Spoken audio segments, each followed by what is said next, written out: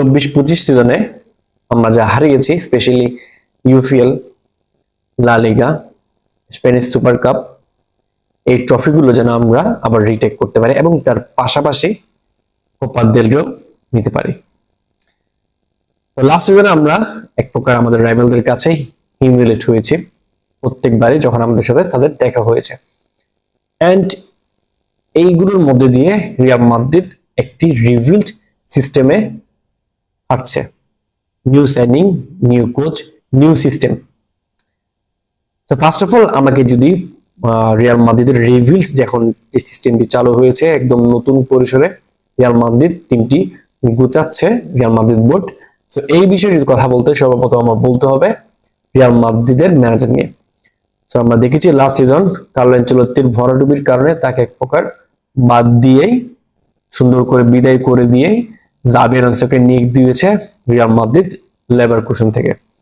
And Leverkusen থেকে তিনি নিয়োগ পাওয়ার পর তার ফার্স্ট কম্পিটিশন হচ্ছে ক্লাব ওয়ার্ল্ড কাপ এবং তিনি মাত্র এখানে 3টি ট্রেনিং সেশন পাচ্ছেন ক্লাব ওয়ার্ল্ড কাপের আগে।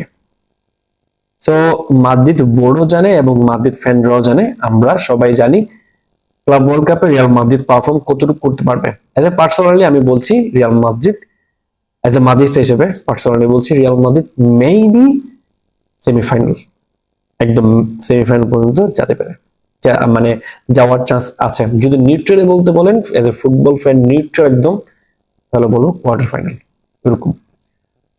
বাট এজ এ মাদ্রিদ হিসেবে অবশ্যই চাইবো সেমিফাইনাল খেলুক, যদি এর বেশি যাই সারপ্রাইজিং নট ব্যাড।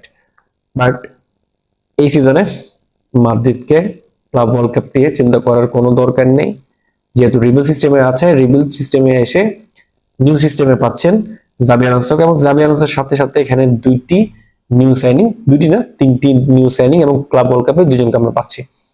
এবং এখানে ফার্স্ট অফ অল যেটা বলতে হচ্ছে সেটা হচ্ছে রাইট ব্যাক ট্রেন্ট আলেকজান্ডার-আর্নল্ড, যিনি অফেন্সিভলি বিশ্বের সেরা রাইট ব্যাক, বাট ডিফেন্সিভলি একটু প্রবলেম রয়েছে, we all knows. So Trent Alexander Arnold offensively তার যে সুইচ করার যে একটি স্কিল রয়েছে এবং লং পাসেস গুলো যা আমরা দেখে থাকি মোহাম্মদ সালাহকে তিনি প্রোভাইড করে থাকেন এবং মোহাম্মদ সালাহ তা কিন্তু খুব ভালোভাবে কাজে লাগান। এবং এখানে রিয়াল মাদ্রিদে ফাস্টেস্ট স্ট্রাইকার আছে, ফাস্টেস্ট উইঙ্গার আছে, like Vinicius junior, Kylian Mbappe, দুইজনেই কিন্তু ওয়ার্ল্ডের বেস্ট ফাস্টেস্ট ফুটবলার উইঙ্গারদের মধ্যে অথবা ফুটবলারদের মধ্যে। তো এখানে কিন্তু রিয়াল মাদ্রিদ তাদেরকে কাজে লাগাতে পারবে এবং এইটা একটি গুড সাইনিং হয়েছে এবং শুধু গুড না, এক্সিলেন্ট এক প্রকার। তো ওই জিনিসটা রিয়াল মাদ্রিদ কাজে লাগাবে। আমরা জানি আমরা সেট পিস থেকে একটু গোল কম করছি, মেবি এখন একটু স্কোর আমরা দেখতে পারবো।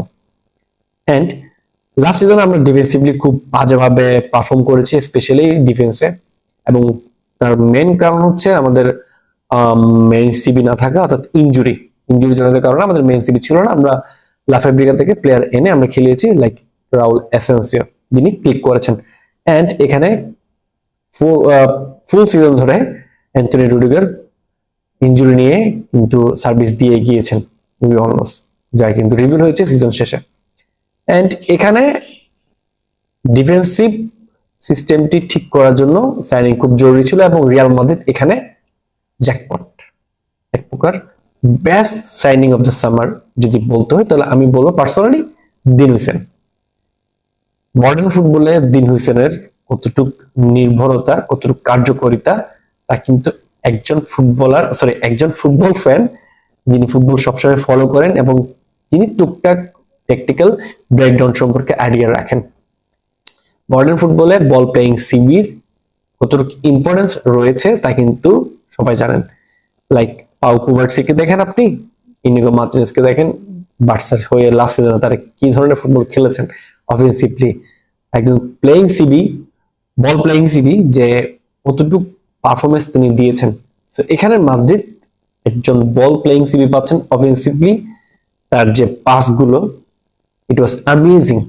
আপনি যদি নেশনস লিগ দেখেন, তার জাতীয় দলের পারফরমেন্স যদি আপনি দেখেন, আপনি নিশ্চয়ই আপনি মানতে রাজি এটা হচ্ছে রিয়ালের সবচাইতে বেস্ট সাইনিং এবং ইয়াং, একদম টিনেজার একটি সাইনিং এবং বল প্লেয়িং সিবি, তো আবার Spanish footballer. So it's a jackpot for Real Madrid. এবং এখানে রিয়াল মাদ্রিদ এটি একটি ভালো সাইনিং হয়েছে, এবং রিয়ালের জন্য সবচাইতে ডিফেন্সিভলিও তিনি খুব ভালো স্ট্রং আছেন, সেট পিস থেকেও ভালো গোল করতে পারেন, এবং এরিয়ালও তিনি ভালো লম্বা হাইটে রয়েছেন। তো সেই ক্ষেত্রে is a very very very good signing for Real Madrid. এবং এর পাশাপাশি আরেকটি সাইনিং হয়েছে, যা কিন্তু ক্লাব ওয়ার্ল্ড কাপের পরে আমরা তাকে দলে পাচ্ছি, ফ্রাঙ্কো মাস্তানু নাকি মাস্তানু, আমি ঠিক মনে পড়ছে, বাট ফ্রাঙ্কো তার নাম, আর্জেন্টিনার প্লেয়ার। আমরা দেখেছি লাস্ট যখন রিয়াল মাদ্রিদ রিভাল প্লেট থেকে কোন প্লেয়ার সাইনিং করেছিল, লাস্ট সাইনিংটা ছিল আলভারো ডি স্টেফানো, এবং এরপর একটা বাকিটা ইতিহাস, আর বলতে হচ্ছে না। এজ এ মাদ্রিস্তা হিসেবে, একজন মাদ্রিস্তা আপনি সবসময় জানেন আলভারো ডি স্টেফানো কে এবং তার এবিলিটি কি ছিল, ভালো লাগছে না। সো রিভার প্লেট থেকে আমরা আরেকজন ফুটবলার পেয়েছি, তিনি হচ্ছেন ফ্রাঙ্কো, এবং তিনি এবার ক্লাব ওয়ার্ল্ড কাপ খেলছেন রিভার প্লেট থেকে। সো যার কারণে তাকে আমরা ক্লাব ওয়ার্ল্ড কাপে পরে পাচ্ছি। সো ওভারঅল প্রত্যেকটা সাইনিং কিন্তু বেস্ট সাইনিং হয়েছে, এবং নতুন সিস্টেমে আগাচ্ছে রিয়াল মাদ্রিদ।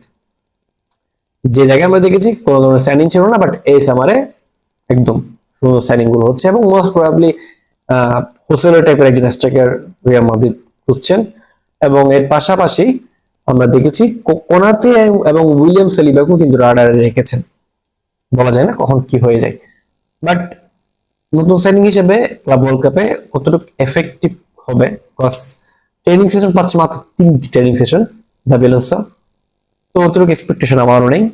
এন্ড এরপরে যদি বলতে হয় ক্লাব ওয়ার্ল্ড কাপের পরে রিয়াল মাদ্রিদের যে আমরা লাস্ট সিজনে যা কিছু হারিয়েছি আমাদের রাইভালদের কাছে, আমরা যেন তা রিটেক করতে পারি, অর্থাৎ রিগেইন করতে পারি এগুলো, এবং তার প্রত্যেকটি প্রতিশোধ যাতে আমরা পুরো ইউরোপকে দিতে পারি। এজ এ মাদ্রিদ হিসেবে আমার এটা চাওয়া। এন্ড ক্লাব ওয়ার্ল্ড কাপে যদি আমাকে বলতে হয় যে ফেভারিট কোন দল হিসেবে আপনি চান, অথবা ফেভারিট কোন দল এই ক্লাব ওয়ার্ল্ড কাপে, তাহলে আমি বলবো PSG, Paris Saint Germain. Paris Saint Germain এই সিজনে যা করেছেন সবাই দেখেছেন, ইটালি না পুরো ইউরোপের বেস্ট ডিফেন্সিভ ফুটবল লাইন ছিল ইন্টার মিলান। সেখানে তারা ফাইনালে 5টি গোল করেছেন এবং প্রকার হিউমিলেট। এন্ড দেন ইউরোপের আরেকটি ডিফেন্সিভ, একদম খাঁটি ডিফেন্সিভ ব্যাকলাইন, খাঁটি ডিফেন্সিভ দল অ্যাটলেটিকো দে মাদ্রিদ, তাদেরকে 4-0 করে হারিয়েছে ক্লাব ওয়ার্ল্ড কাপে ফার্স্ট ম্যাচে। বুঝতেই পারছেন পিএসজি কতটুকু ফেভারিট। আমি চাই না পিএসজি কে সেমিফাইনাল তো মানে ক্লাব ওয়ার্ল্ড কাপে ফেস করতে এজ এ মাদ্রিদ ফ্যান হিসেবে, এটি খুব টাফ হবে রিয়ালের জন্য। এন্ড ওভারঅল যদি বলতে হয় তাহলে বায়ার্ন ও পিএসজি এই দুটো জায়গায় একজনই। এবং আপনার কে অবশ্যই আমার কমেন্ট বক্সে জানাতে ভুলবেন না। আসসালামু আলাইকুম।